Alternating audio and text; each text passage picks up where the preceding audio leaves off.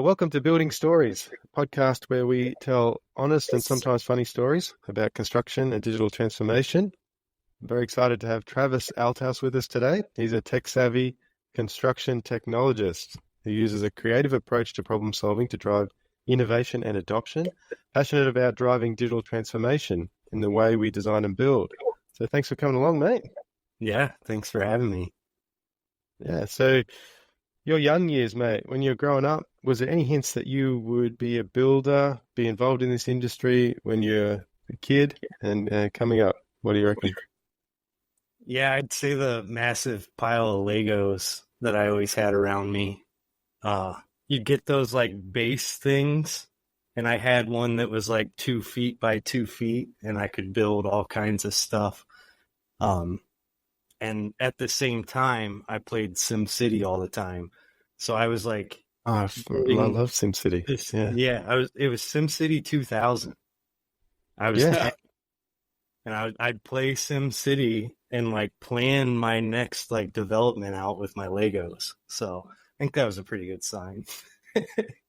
So you're using like physical modeling and linking it to your gaming right back there, man. Wow. Yep. I love it. Yeah, I didn't have any options for where I was going, I don't think. We build it eventually, then we're going to build it, then we're going to go to site, then we're going to get all the Lego out. Yeah. Yep. And I still, with prefab, I look at construction like little Legos, We can make, there's like all the different ones. There's the 4, there's the 6x2, there's the 1x10 or whatever. Those are just like prefab pieces, Well, repeatable parts. Yeah. You get to like, actually, that reminds that I used to when you're sinking your teeth into Revit, for the first time, and you're starting to realize I can produce all these drawings, and I remember thinking we could produce drawings that look like what we had with the Lego instructions. Why do we make this complex? Right. Make it just like the Lego instructions. That way everyone could really understand what's going on. It's so much easier to understand. Yep. It's like exploded 3D rather than the traditional 3-point perspective. Right. Every tiny detail. I will say I got to work with a company called Katera. They were a little ahead of their time, I think, and not as well planned out as they could, so they were short-lived, but that was the mindset. Like, deliver a wall panel, give somebody this little area of Legos to work with where they put all the pipe and duct and stuff in a wall panel, then just deliver that to people who are like step 1 through 15 and they build a building, It's brilliant. All your actual prefab.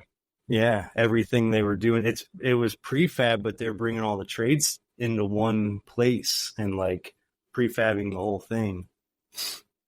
But I think stuff was like falling off of trucks and like too heavy. They didn't plan the logistics out as far as they probably should have. So how do we bridge the gap from Lego to where you are today? Like, what are some of the other steps along the way?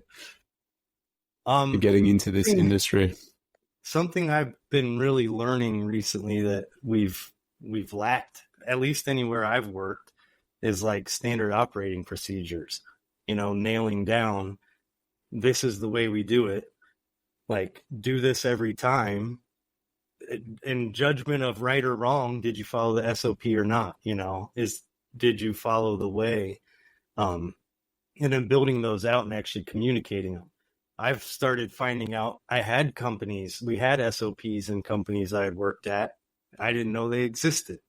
What's the use of procedure that you don't make me aware of, So I think a lot of the bridging the gap is communicating those things, communicating expectations, communicating, hey, we've vetted this out. You don't have to feel like you're swimming all alone out in the ocean. We've looked into this. Here's the manual, the Lego manual. Was there like a moment where like you're at uni or coming up out of college or whatever, where you decided you were going to become who you are now, or like, is it just like a series of steps along the way? There's actually an exact moment. So I went to college for mechanical engineering. Well, I originally went for civil engineering and then realized I liked what the trades were doing. So I went to mechanical engineering, and then I failed Calc 3. So that was the end of my engineering. I was to the point I had to take up to, I think, Calc 5. And I was like, no, I don't like calculus.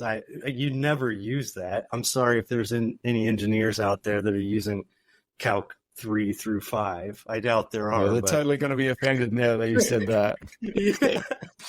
Yeah. So that was the moment I was like, nope, I'm out. I switched to construction management, which is what both my brothers went to Ohio State for. So one's 10 years older than me and one's 8 years older than me. So at that point, I saw that's a successful degree. It was a newer thing. I think it still is. I mean, my college has, when I graduated, there were 18 of our major. And now last time I went back, there were like 40, 48, I think, or something. So.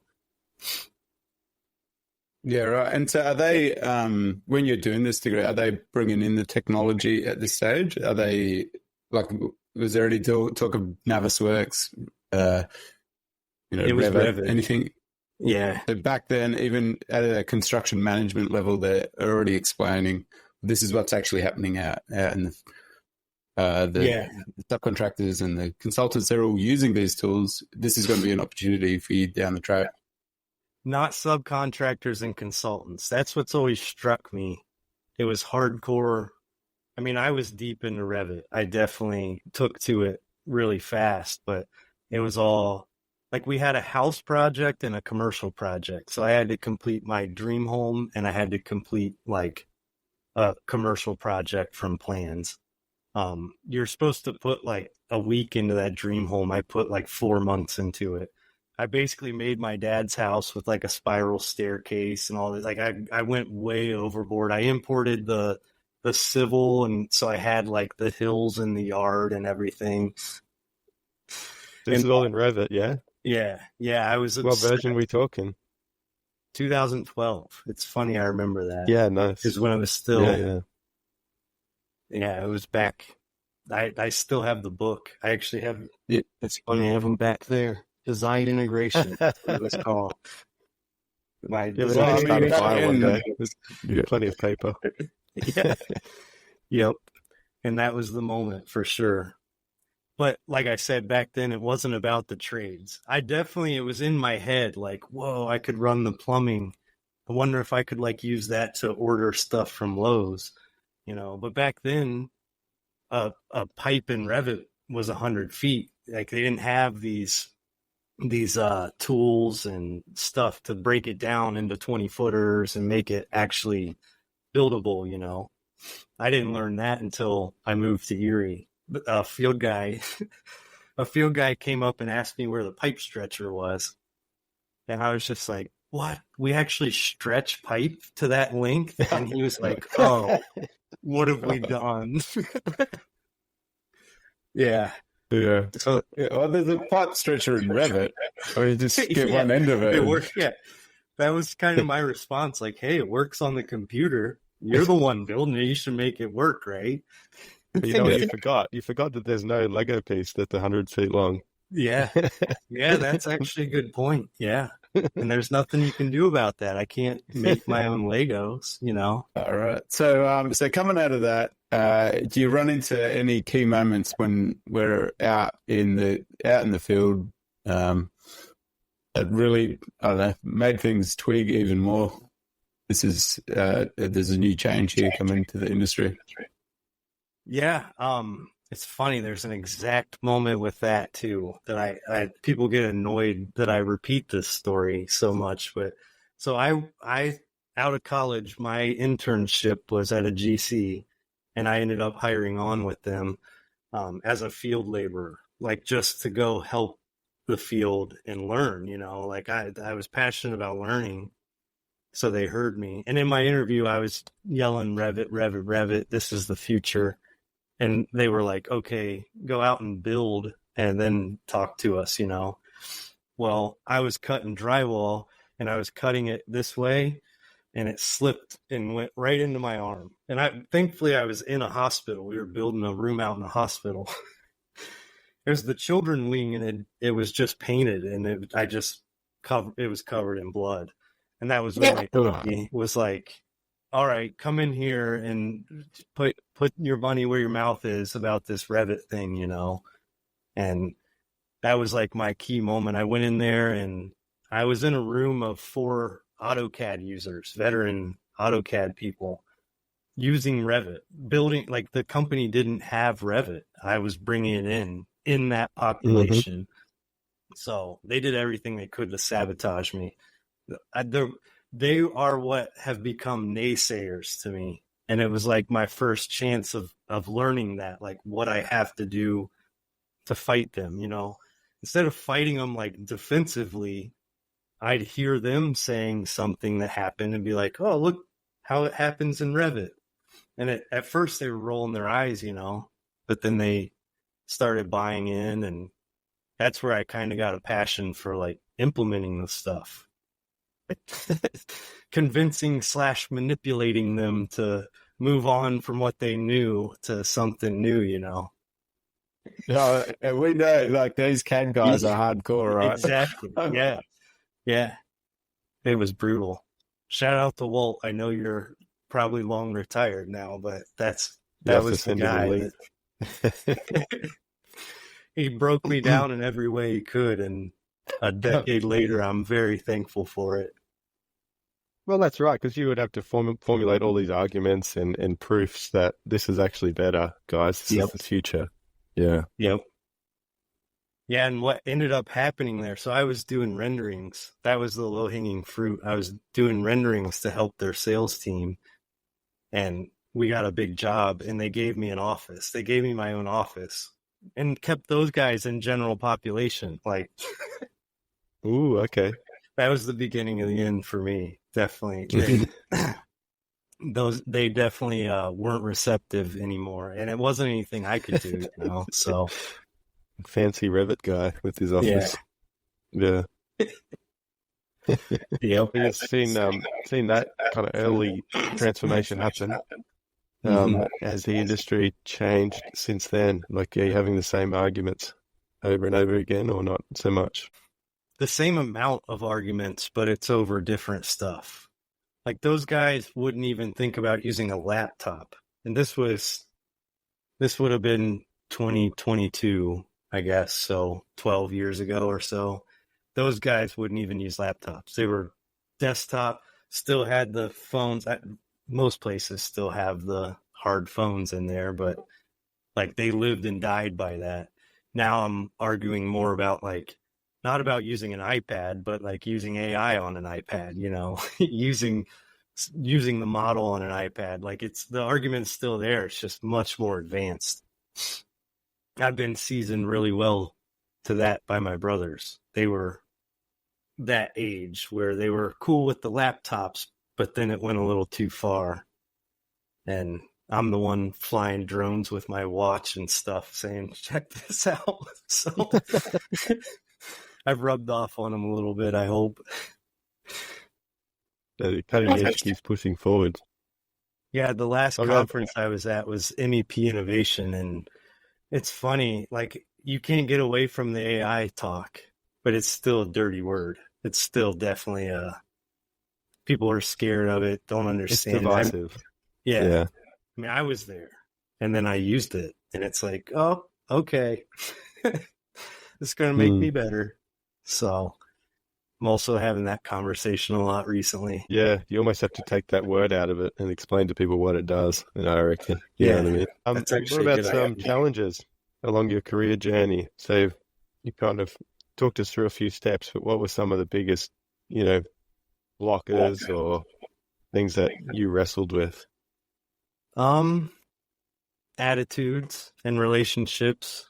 Like I said, finally getting the right attitude out of somebody and then having the relationship break because I got an office, like things like that. Like, just I mean, as you guys said, the people we work with are hard-headed, they have their ways and all of that. And it's been very hard to balance both and get people's attitudes right while also keeping that relationship. Because a lot of times to get the attitude right, you have to stand up for the technology, you have to stand up, defend it.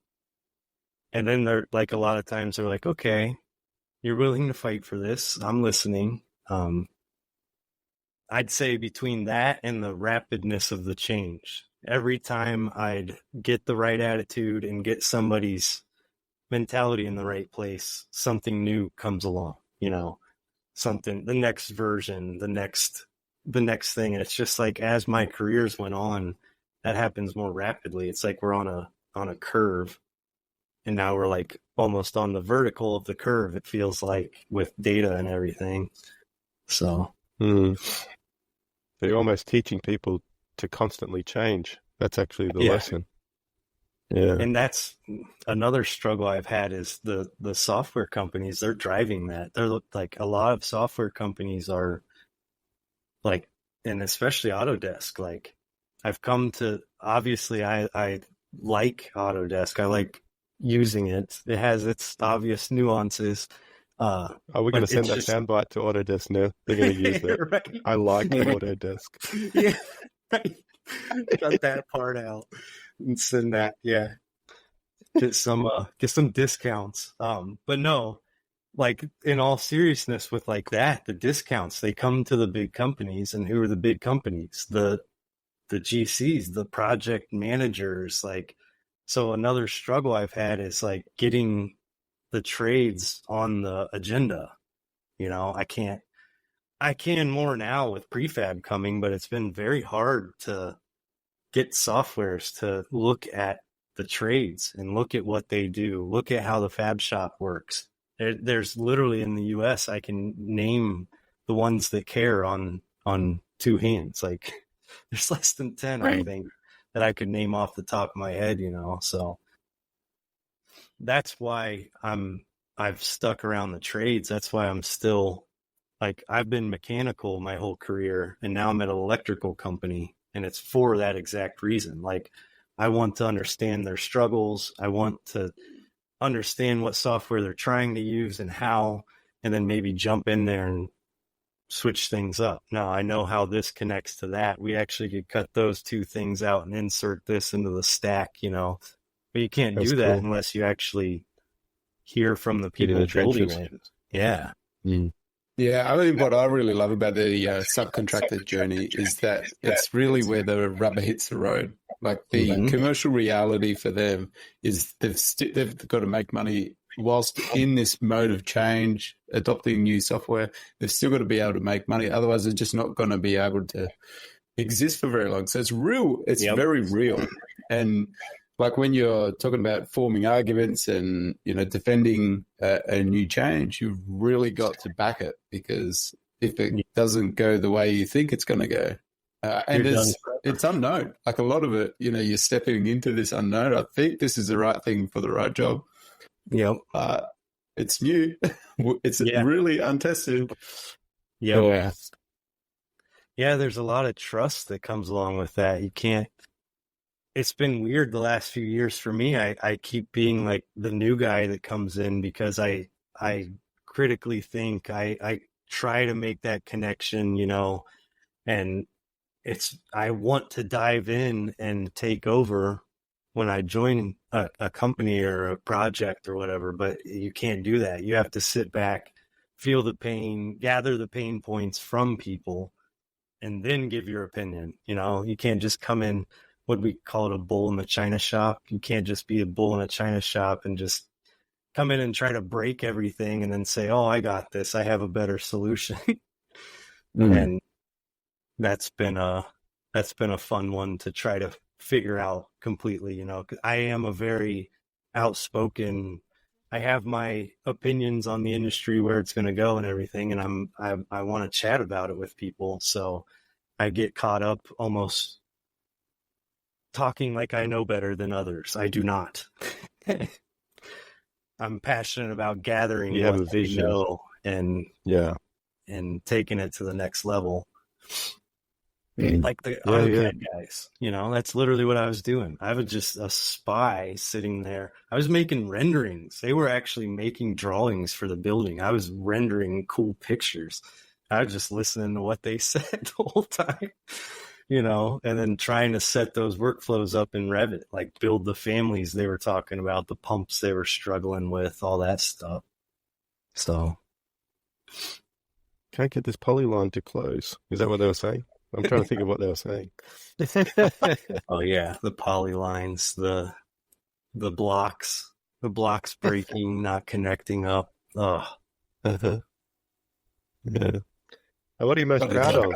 So you look back on this career where you worked on lots of things. Do you have a particular project, something that you think, I'm really glad my name's attached to that thing? I would say it's kind of funny. It's where we met, Luke. Like the stuff we did at Revisto. I feel like the stuff we've been talking about here, getting people over the hump, getting them to listen and believe in the tech, getting them to trust us dorks. In the United States, we call it, like, people like us, construction dorks. And like, I feel like a lot of us don't even realize that's what we are. But I feel like we really enabled people to like respect and trust people like us. We weren't just being the idea. We were getting in the trenches and making projects run smoother, helping with coordination, like all over the place, literally all over the globe. And because of that, like with LinkedIn and social networking and stuff, my college actually saw a lot of what we were doing. And I go back and teach that construction management program as a guest for like the last 4 years, I think. So wow. It's like double proud. It lives on, even though I'm not there anymore.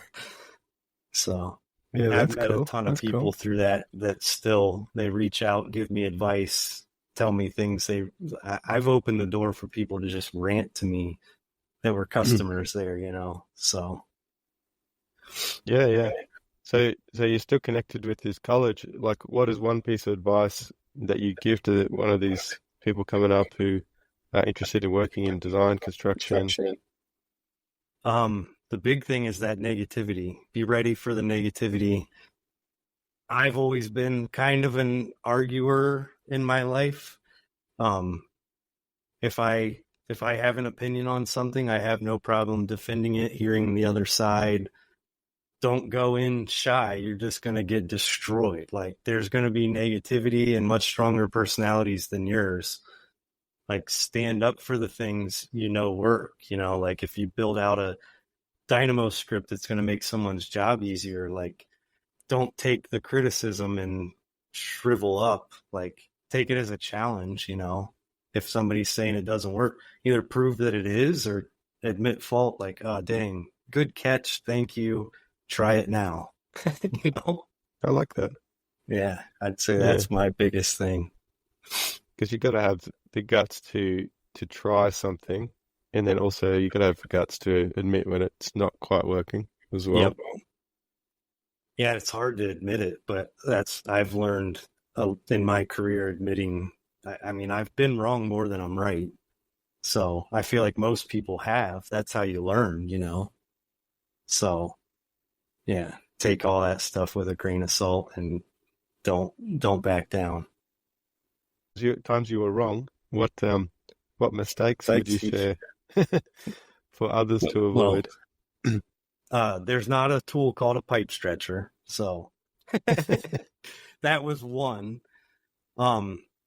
Another that really always comes back to me that bothers me is So I worked at an engineering firm and I did duct work, Revit duct work, 1,000-foot piece of duct, not really real stuff, just a polyline on steroids, basically. And then when I met Jonathan Marsh, he hired me because they didn't have anyone that knew duct work and they didn't have anyone that could do Revit. And the project was kicking off in like a month.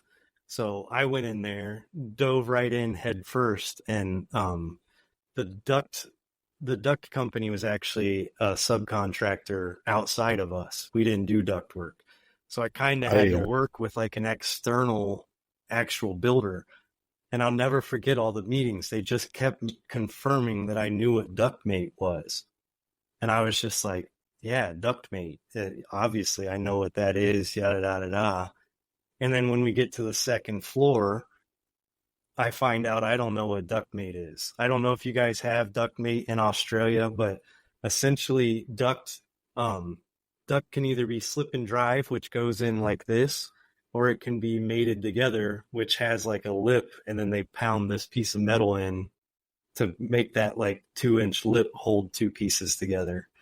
Which we call a But flange, like a duct flange. Yeah. exactly, yeah, there's a flange. So not only as soon as I changed it and gave it that 2-inch lip all the way around, like instantly I had 1,000 clashes, and we were building the third floor.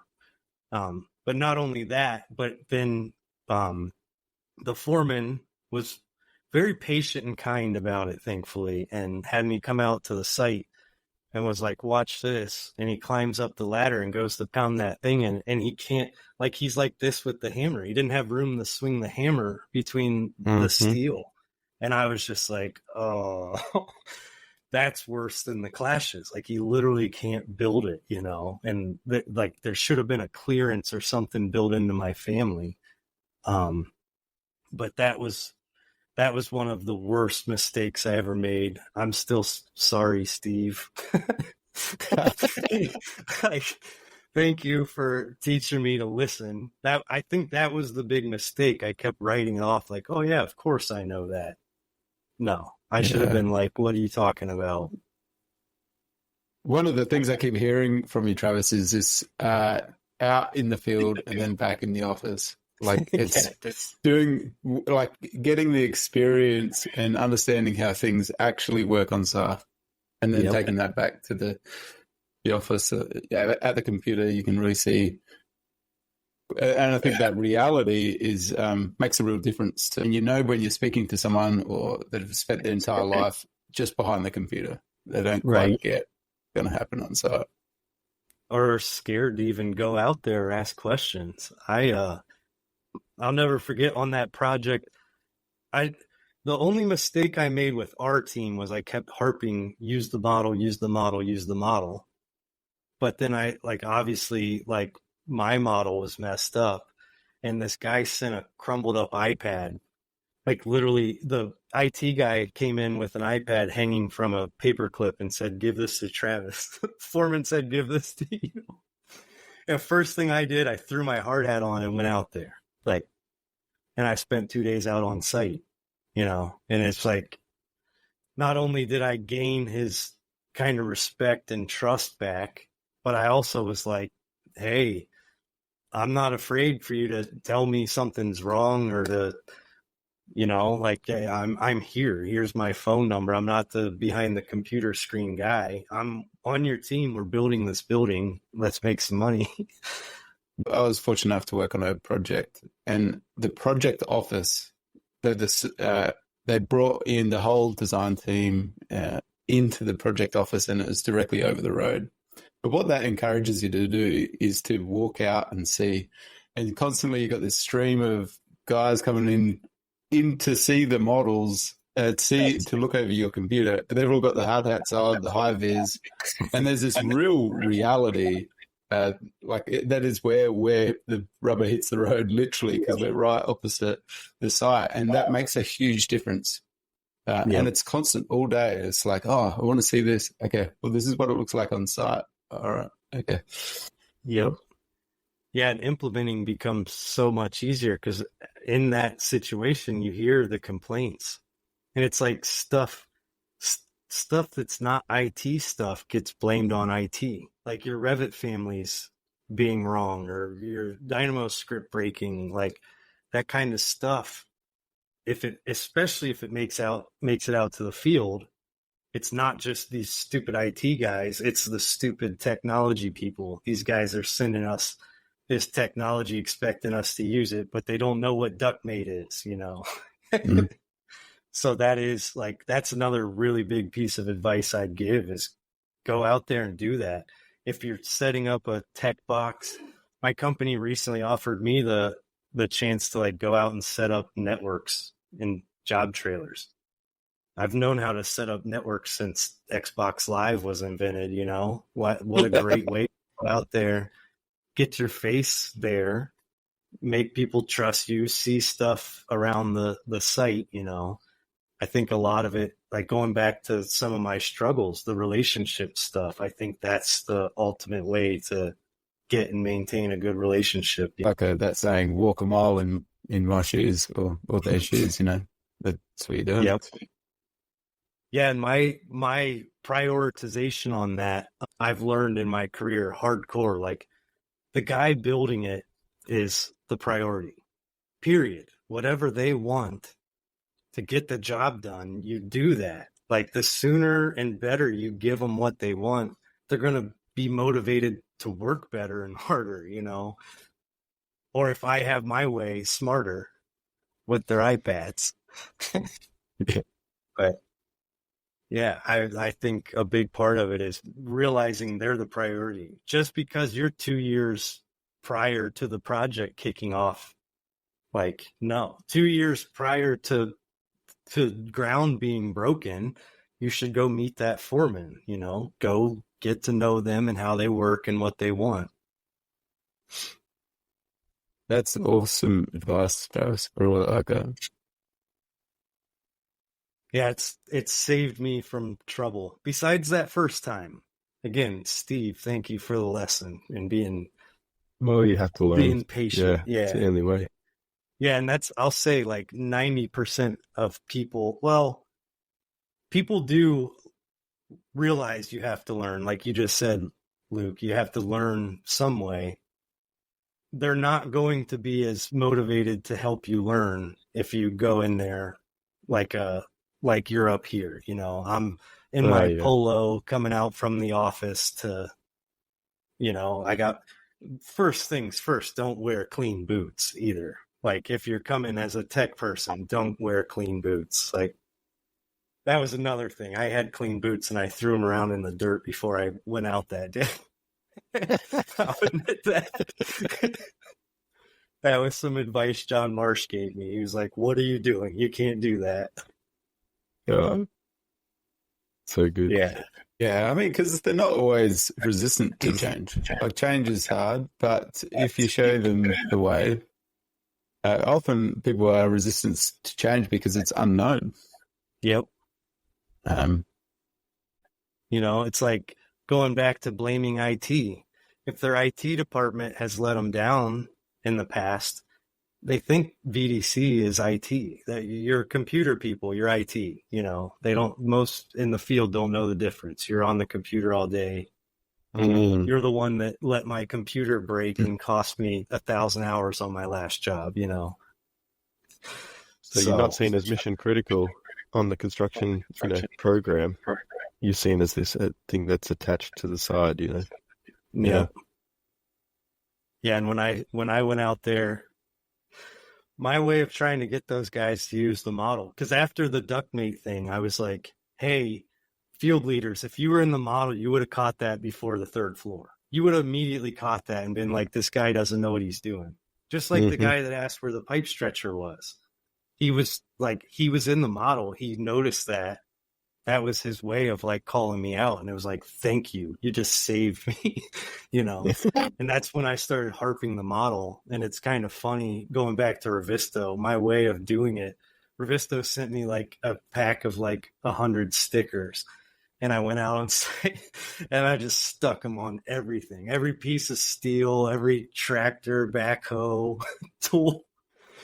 And finally they were like, okay, show us Revisto. And I got them in the model. And again, they saved me. They saved tens of thousands of dollars of mistakes our whole team was making, you know, just like that, because they got into the model. I just had to let them know that's the value. No matter what, you get me. I'm drawing this building. If you think I suck, teach me, you know, like that's, I'm not sitting here like, no, I know everything. No, I'm helping you. You come help me, you know. And once I finally got them bought into that project was a lot of fun. The other thing about the subs is the yeah, like this keep coming up in this conversation, is what you're drawing, it has to reflect what's going to happen on site. Whereas like in the design consulting world, that gets lost a little bit, and they're just trying to get some drawings out. And then finally it comes to electrical guys, mechanical guys, and you're trying to turn that into something that's real. That's a challenge. Yeah. Yeah, especially and I've had really good GCs, and I've had ones that it's just a checklist. It's a thing. They got to check a box to go to their manager and say it's done, and if you're running clashes and thinking that way, you're just shooting yourself in the foot. Like 3 years from now, you're going to regret taking the approach. It's a slow moving bullet. Yeah. Yeah, exactly. Yeah, it's a slow moving bullet. And I think the good ones I've had have had that happen, because that's really what they've done. The good ones have sat down, taken the time, instead of in front of everybody kind of flexing like, oh, we're going to run this process for you. They sit down and kind of discover our process, see what you do. And it's like, oh, you've never used Navisworks. Okay, well, I recognize I'm going to have to help your company get training in Navisworks, and they help that, rather than it's like, okay, time to coordinate. Why do you have so many clashes, plumbing guy? It's like, what's a clash? I think that discovery in general is really important from the top of a project down. Essentially going out on site, that's doing discovery. You know what I mean? Speaking of discovery, Travis, what I really want to know from you is where is this all going for you? You've got ideas ticking over of what tools are we going to invent in 2, 3, 4, 5 years down the track that are only just starting to emerge now. What do you think it's going to look like? Even what does the builder of the future look like for you? I would say it's pretty clear to me that like data is one step ahead of AI, but what AI can do with data is just exponentially making that like the future, hands down. And I'm seeing it. So I've been using Lucidchart a bunch. It's a really well-known tool. I've heard it forever. I've never had the opportunity to work with it. Nice. Yeah. Great for brainstorming, visualization, all that stuff. Well, I've taken like my approach to data has been getting it out, like make something and then take it out of it, and have a list. Well, Lucidcharts made me realize I can make the list and then put it in and make the thing. I think that's kind of where a lot of this future is going. You're going to find a project you built that went really well and have some sort of data list, be able to feed that back into not Revit. It'll have to be the future Revit. Revit would just crash all the time. But something will be able to take that data and bring it back in. And there already are some. I use something called Kobe Data Tools. I vaguely remember what I did with it, but I was able to take spreadsheets, relate that to the model, and like cut duct at 10-foot sections, stuff like that. Stuff that Dynamo's also kind of enabling us to do with data. And my company actually, we just made a new wing of this company called the technology team. And under that, we have like IT as a branch. We have project support that are like directly, they're on the tech team, but they're directly supporting projects, whatever they need. And we also have a development team. And the development team is actually going in and doing that. They're doing what I see as the future of construction. They're making scripts, this is stuff I'm learning with electrical, but rolling offsets. It's not as easy as 90s with pipe that you screw into and then no, they bend the conduit a certain way and it has to hit a hanger and meet up with the next one the right way. And they're making tools in-house to do that our way. We could buy tools that from different software providers that do it the way they think it should be done, the way other shops do it. But like now with things like Dynamo, we're able to actually build those in-house. So we're doing a lot more in-house. And with that, going back to the point of the field and BIM VDC, this company also has, they're called PLDs, and they do like the preliminary layout, and they're field electricians that don't necessarily want to be field electricians anymore, and 20 years into their career, they come into the office and they actually take that engineer model, and whether it's all of our guys use the computer, which is awesome. But even if it's like hand markups, having that constructability person go through, mark it up, ask the questions that need to be asked, or put those questions out there, that really enables, like, they can hand that off to somebody who's trained in using those Dynamo scripts and more on that dork side, to just go and do what they do. Like the tools we have are incredible, but it's not something you could take to another company and use it. It's very specific for us. It's how we do things in the fab shop. So I see the future of people that figure that out. Yeah, which is a question I've got for you, which is perhaps this is a generalization, but Michael and I in Australia, in general, people are pretty open to sharing stuff, their way of doing things, their process. My experience with some USA-based companies is it's a bit more like we're going to build our way and internalize it. Is that an accurate way of putting things? It's gotten better.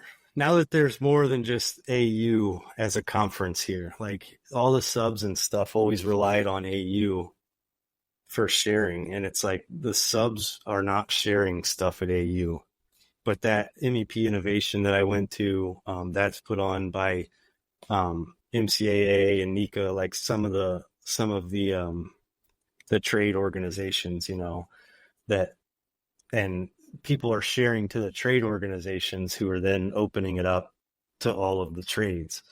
So I'd say significantly in like the last 5 years, I think that barrier has died a little bit. The people that wanted to build their way and reinvent the wheel have fallen behind, for sure.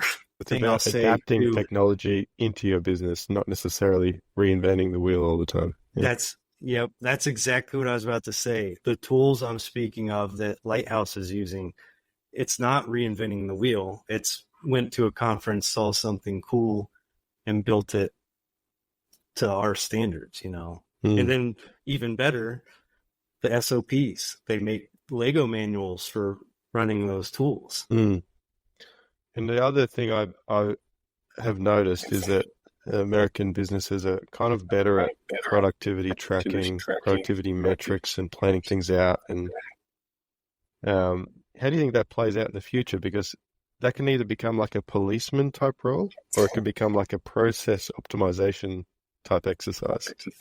Right. I'm torn about that right now. I've been made the admin of, it's called Active Track, and I can see every click and everything that people make, where they're visiting. It does feel strange to have that, but it is like, now that I've been looking at it for several months, I'm seeing it a lot more as, instead of policing, I can see when people are most productive. I can see you're crushing it at this time. Why don't you take a break before and after that, And that's what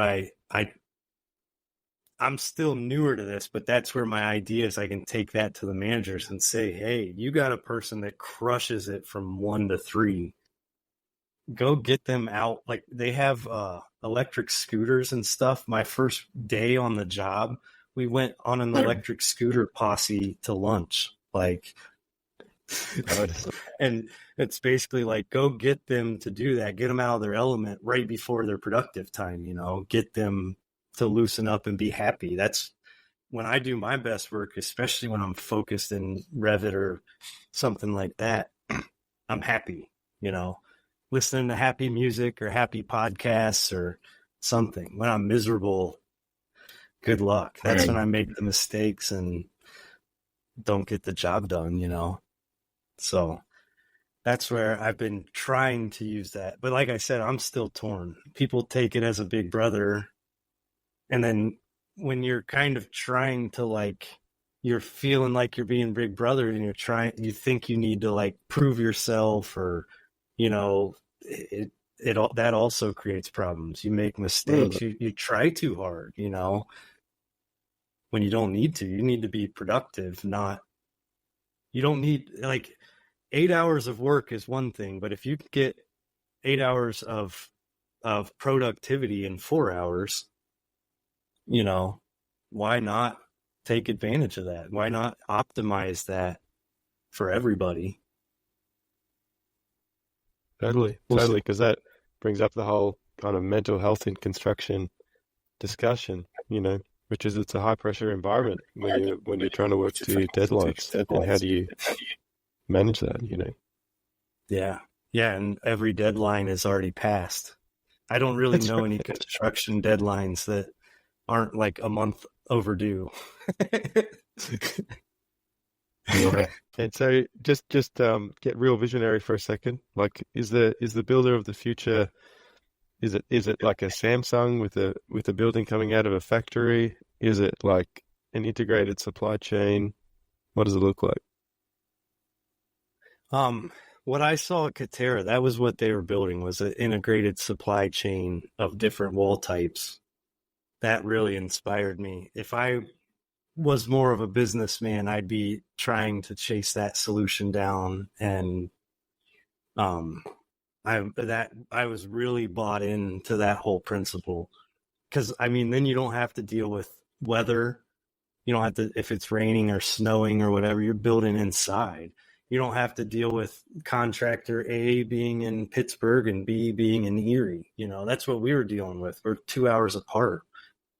Like, instead, you're building in the shop together. If you got a problem with where the steel is, the guy's sitting over there. So I think it's a lot of that integrated project delivery as well as like controlled environment building. I don't think it's going to be from any software company ever. I don't think a software company's business motto 99% of the time is to make money.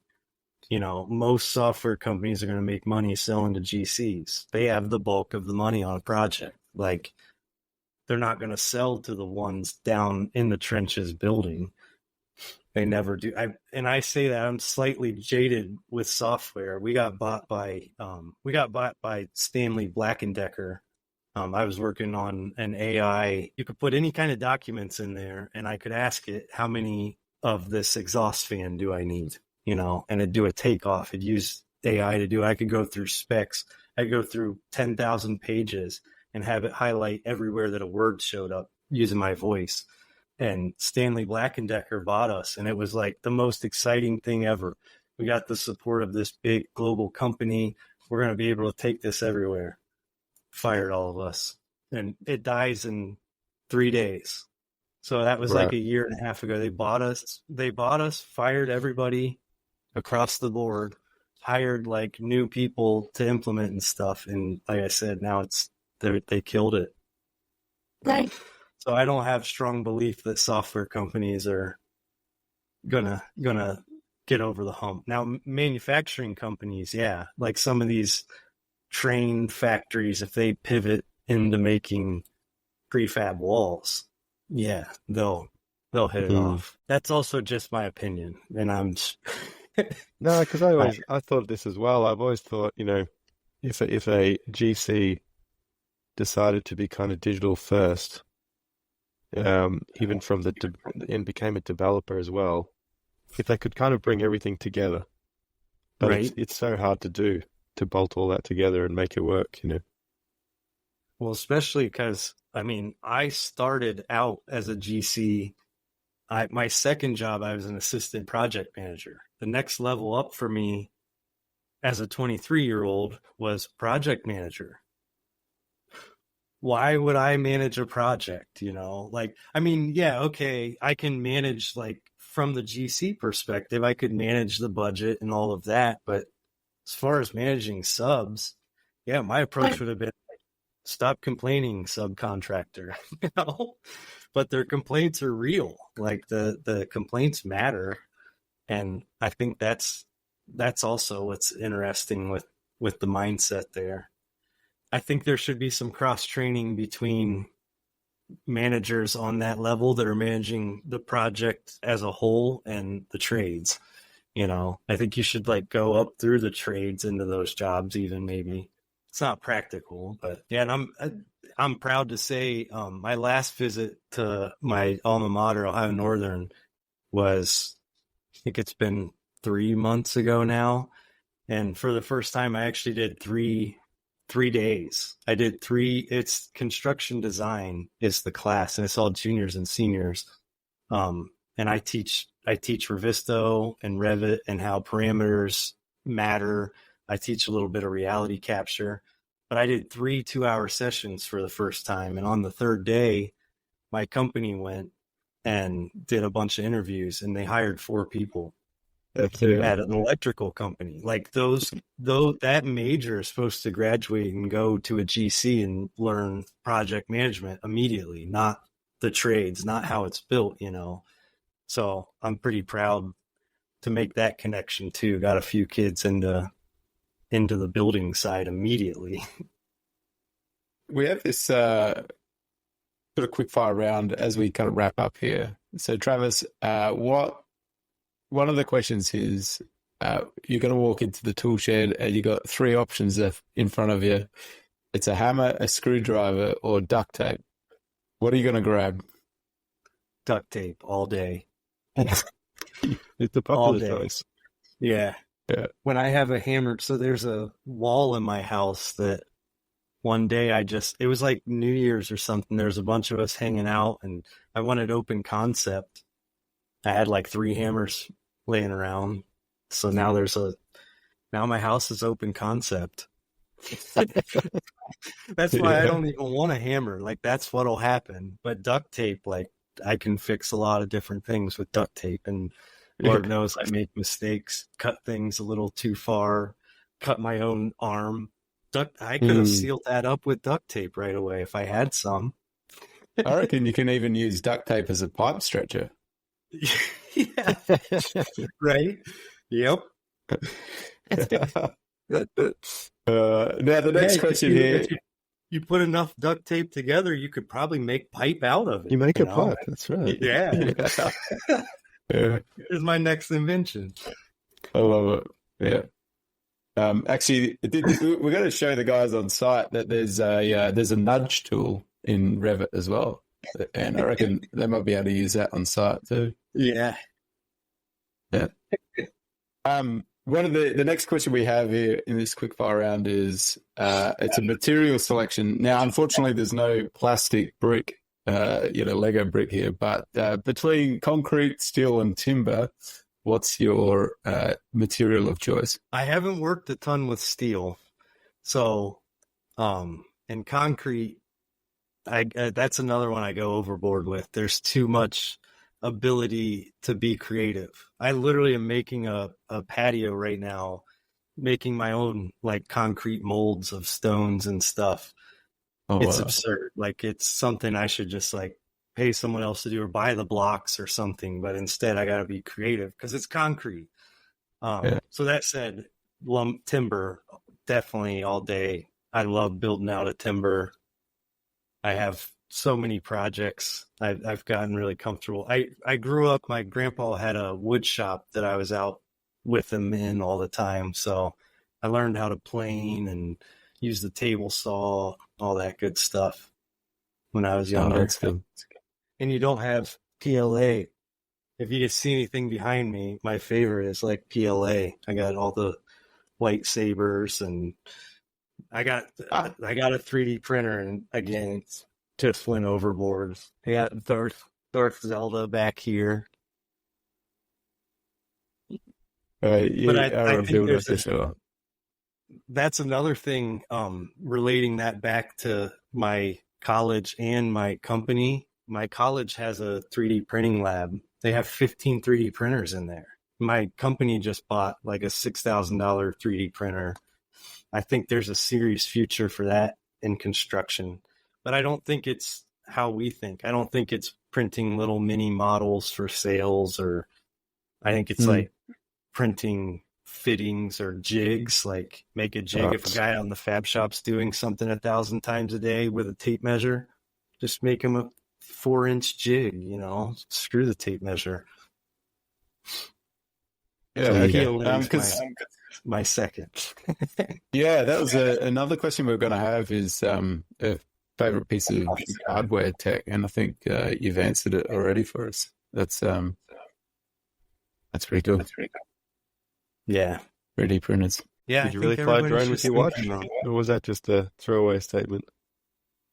Did I really? Yeah, I did. Before Revisto.